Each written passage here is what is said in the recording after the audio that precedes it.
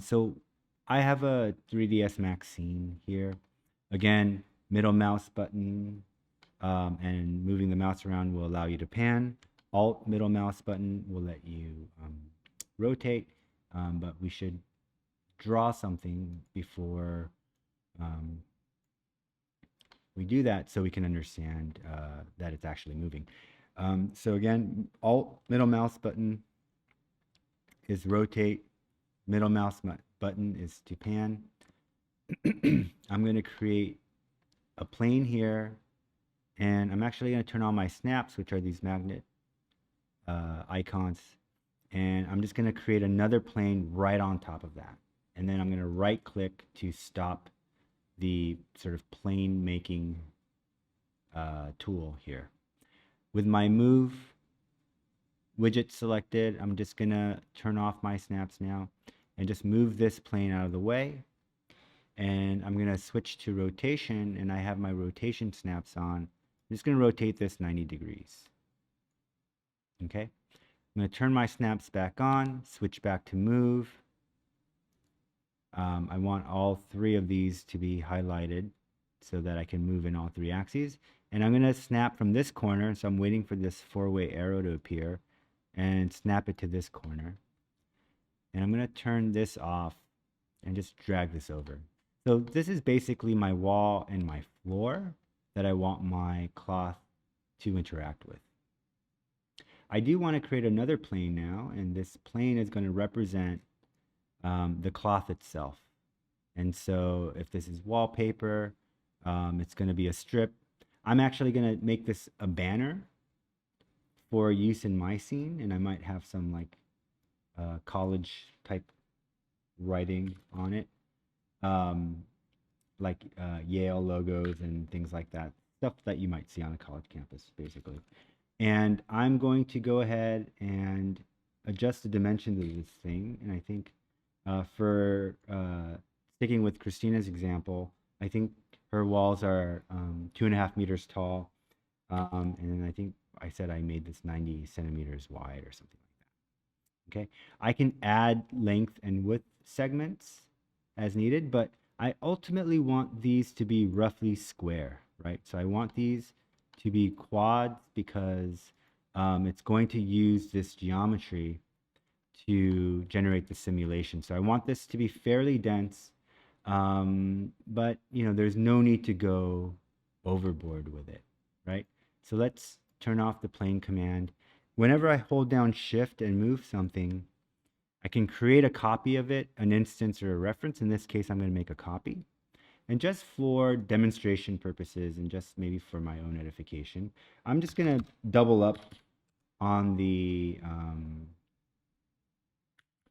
density of this thing. So we can see these two side by side as we run our simulation. So I'm going to rotate this 90 degrees because these are vertical elements.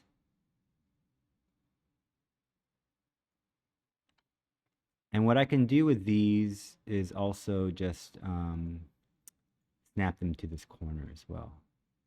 So again, in my case, you may not have to do this. I want these to be up against the wall. So I'm going to snap them, turn off my snaps now, and just kind of position them somewhere in the middle. And I might pull these out ever so slightly so that they're not perfectly coplanar. Right, something like that. Or if I right click on the move tool, I know I'm moving in the x-axis. I can just offset this by a minuscule amount by clicking on this little down arrow.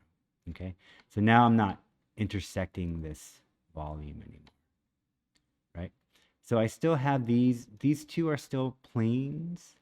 What I'm going to want to do is control my origin for this object. So I'm going to select this here, this hierarchy tab, and I'm going to move my pivot so my widget turns into this weird icon.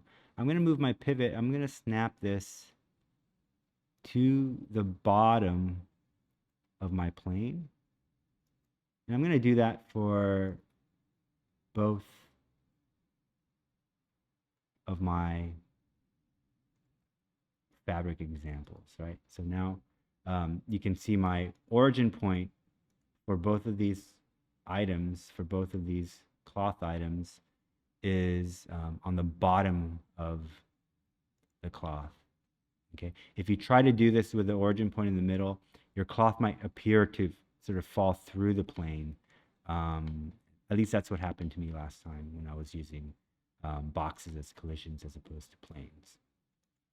Okay, so once we're happy with our fabric, I'm going to right click on each one and convert these to editable polys. Right click, convert to editable poly. And for each of these, I'm going to add a cloth modifier. Not the M cloth. You could use M cloth, but cloth works just as well. And I'm going to click on the other object now and go to the cloth modifier. Right? So let's start with this one. I'm going to click on the object properties. And here we have our plane, which is the plane that we just created. I'm going to set this as my cloth. And I'm going to find a preset here. And I think heavy leather might start to appear like, say, wallpaper. And so I'm going to be cool with that and set it to heavy leather. And then I'm going to add my other objects.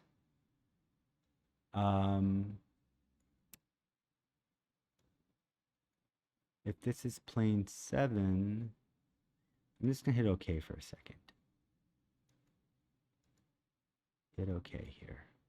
So this is plane 7. This is plane 8. So plane 7, I'm just going to call it wallpaper 1, just because it's hard to keep track of what all of these are. So I'm going to call this wallpaper 2. And then I believe these must be planes 5 and 6. So plane 5 is my floor. Let's just call this floor.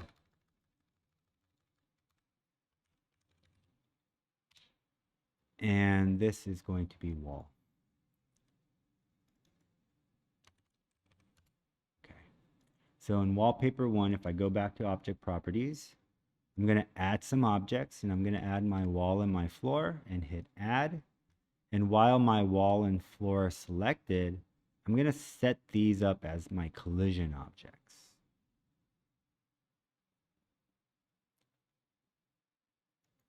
And hit OK. And then I have my second cloth. I'm going to click on object property. This is going to be my cloth. And I could also set this to be, well, let's do heavy leather just so we can compare the differences between the mesh densities. And then I'm going to click OK. Actually, let's just add our walls and our floors while we're here. So I'm going to add wall and floor. And these are going to be my collision objects. And then I'm going to hit OK. Okay. This is enough to simulate the cloth, right? And you can see it just kind of drops. I'm going to hit Control Z. It's actually dropping slow because I changed my gravity. Gravity starts out as minus 980. And so if we hit Simulate Local, you'll see that it just drops much faster, right? So I'm going to undo that. And then if I simulate this one, same thing. But you could see the way in which this is folding over versus this one. There's just a lot more detail. And in fact, this is starting to like self-intersect and stuff like that. So if you want a little bit more stiffness, you may actually want to reduce the geometry of your object. If you want it to be stronger in a certain axis as opposed to another, you could also, instead of making them squares, you can make them rectangles in a certain direction. Okay, and maybe I'll try an example that starts to look at that, right? In these cases, in these instances, excuse me, the cloth just drops straight down. And I know in the case of Christina's project, she wants something that appears to be peeling off from the wall, from the top going down to the bottom, right? So what I might want to do is add a force to help kind of simulate what that's going to be. So I can add a wind force here, and I could take this wind, I'm going to rotate it, kind of pointing up. I'm just going to move this over. Let's turn off snaps. I'm going to drag this up. I'm going to move this ever so slightly back so that it's crossing through. And maybe I'll start with a corner so it kind of looks like the corner is peeling off of it, right?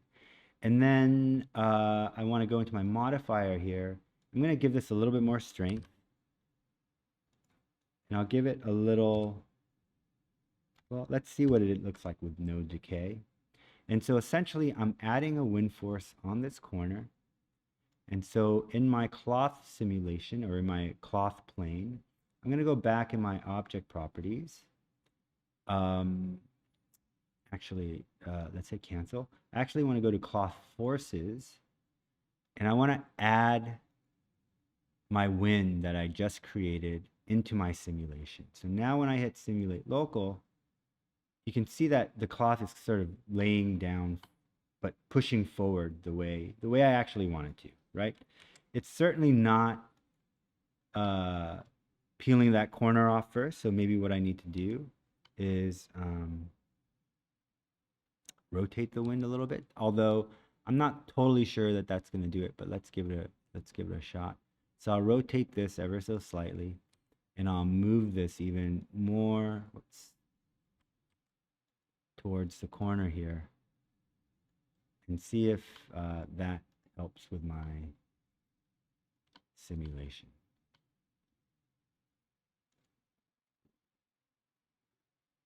Not really.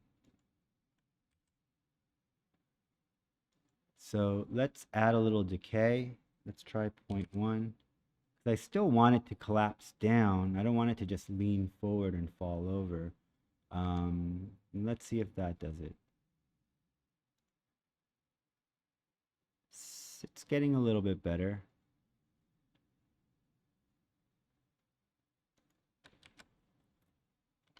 So maybe what I need to do is give it a stronger force and stronger decay. And let's see if that does anything. Okay. And so in addition to the force I'm applying in that corner, there's just the force of gravity that the cloth begins to kind of sink down. And I want to try to avoid that. So let's see if we can adjust some properties in a way. We can click on our wallpaper. We can sort of increase the implied thickness of it. Maybe we could increase the static friction. Let's try making that 10 to see what that does. And hopefully that starts to maybe resist the forces of the gravity a little bit. So let's hit OK, and let's try simulating local. No, it hasn't really done much.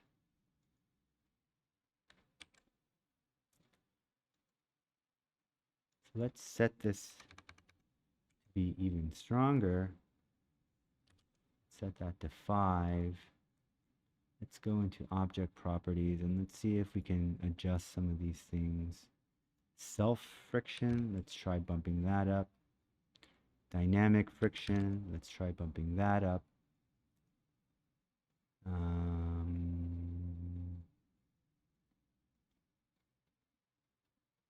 And let's see what that does.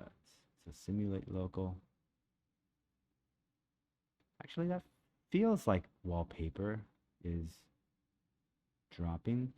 And then what I might do,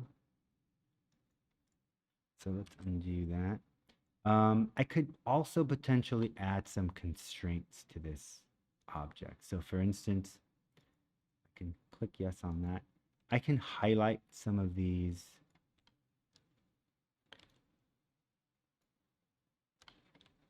and sort of maybe unselect some of them as well.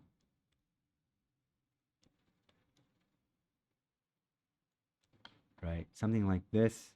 And I could actually add a constraint to this so that these don't actually move. Let's see if that's located here.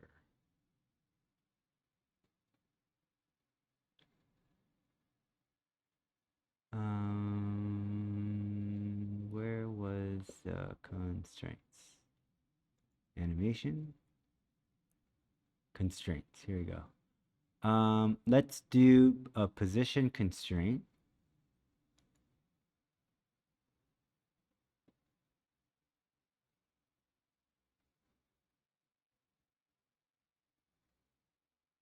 Oh, this is going to do it for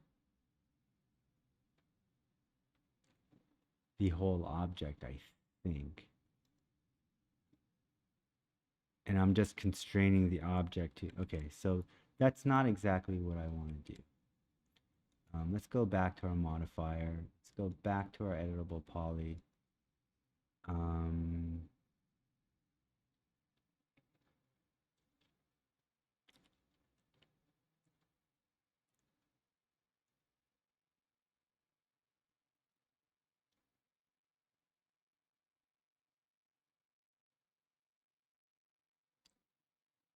Let me think of some other solutions to this, but this might be enough to look like the wallpaper is peeling off, right? With some self-intersection happening here. Um,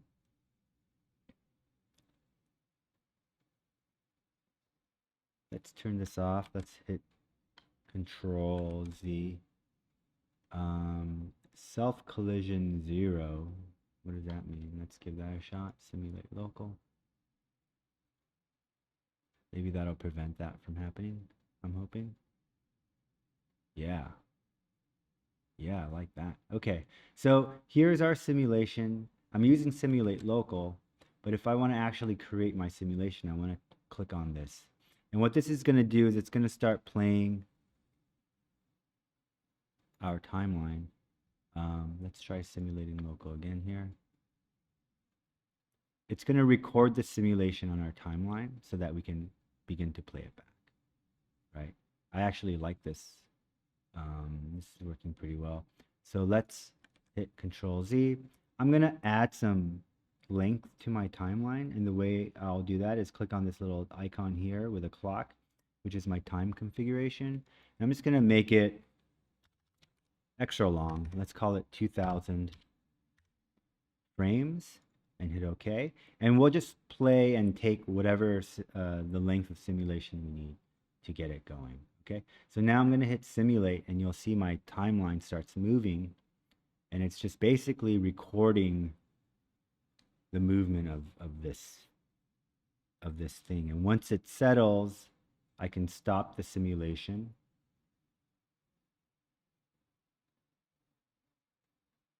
And that'll be the thing that I export. So at a certain point, it'll become static.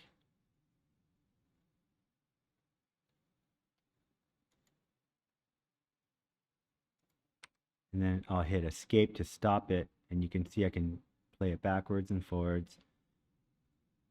And roughly at 300, let's see if I can truncate my simulation. Right. And so I can now go back to my timeline control. I'll set the last frame to 300. And so here's my simulation. And so I just want something to trigger this thing to play in Unreal Engine, right? So what I'm going to try to do now is export this. See if I can export this plane as an Alembic file and try to import this into Unreal as an Alembic file so that I don't have to bake this down as an animation. The other option, which I know will work, is to bake the animation so the mesh kind of comes as a series of meshes that, you know, that's representing each of its deformed um, positions, right? It's anyway. I don't need to go into too much explanation there.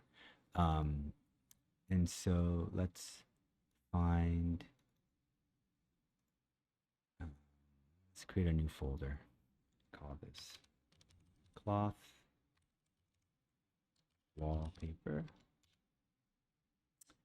And then I'll call this my WP sim. And that's an Alembic file, right? So what are we exporting? Coordinate system. I think I want Z up. Selected nodes and ancestors.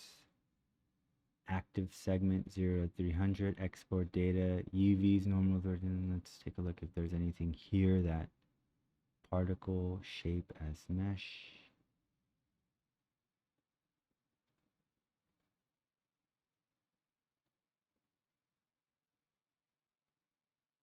Okay, so hopefully that works. Okay, so now I have an Alembic file. I'm in my Unreal project, and let's say I want to put like a poster on this wall in my stair here, right? I might put like the banner on this wall, and then it like something triggers it to fall, right? So let's create a folder. Let's is there a geometry folder somewhere? There it is. Geometry, meshes. I'm gonna create a new folder. I'm gonna call it banner because it's not wallpaper in my case, it's a banner. And then I'm gonna try to import this. And hopefully I don't need a plugin for that, but if I do, I'll just download and install the plugin. So fall 2021 student tutorials, cloth wallpaper directly was when I imported the Alembic file. I actually need to change this to geometry cache. What are the other options? Skeletal. So geometry cache, and leave all else the same, and I can go ahead and click import. And it's going to create, it's basically baking the animation for us. It's just a little bit faster than using a plugin in Max to bake the animation.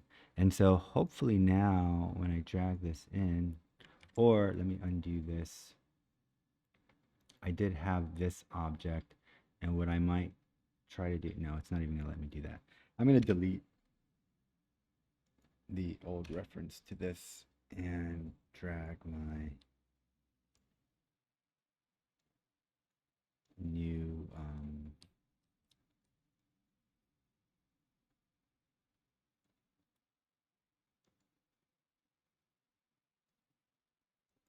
I'm gonna paste my rotation the way I did.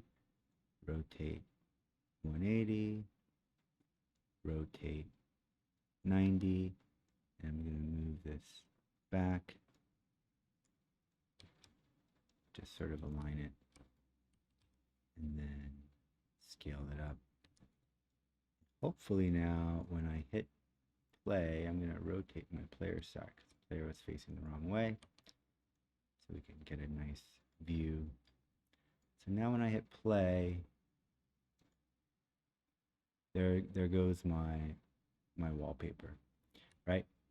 So I don't have the collisions in the right spot, and what's going to happen? It looks like it's just replaying the animation over and over again, right?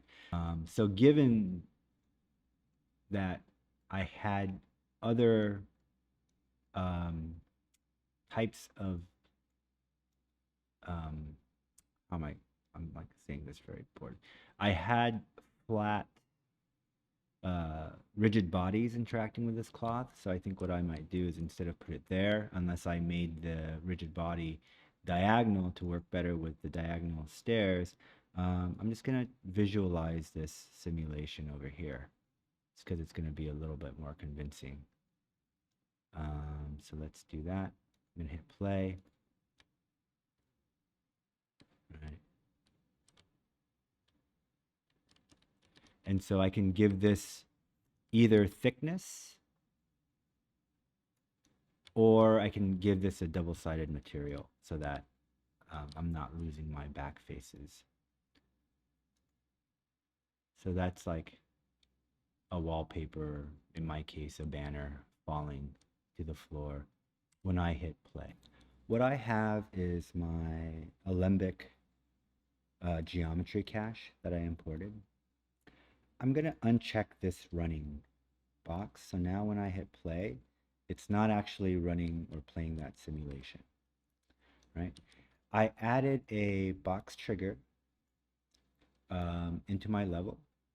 And let's just see if we can create a quick little level blueprint that's going to allow for some of these things to play. So let's grab our box trigger and bring it into our scene. So here is our box trigger. And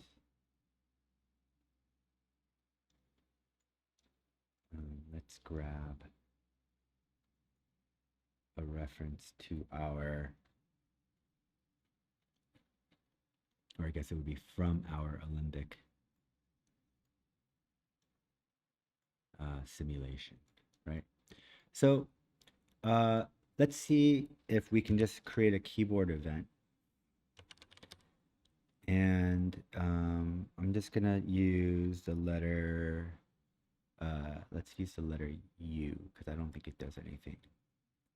And so let's grab the letter U, and I'm gonna want this, when pressed, to play. And let's turn off context sensitive. So let's play from start. And we can see that this is under the category of geometry cache. And I'm going to connect this to my Alembic geometry cache asset. So now if I hit compile, and let's just dock this for a moment. So now when I hit play, when I hit U, it should start playing that simulation, right? So remember, if I can use a key event to trigger anything, I can use any other type of trigger to make that happen. So let's go back into our project folder, and instead of our key event, delete this. I actually need to have my trigger box selected, and I can type, let's type begin overlap.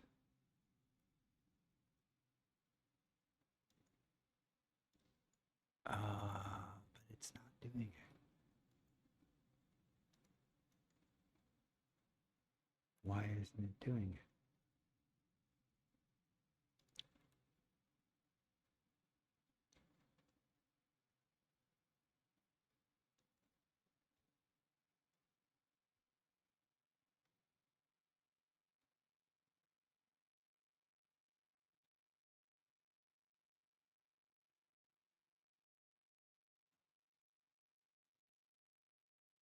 Ah, add event for trigger box 2. This is what we want.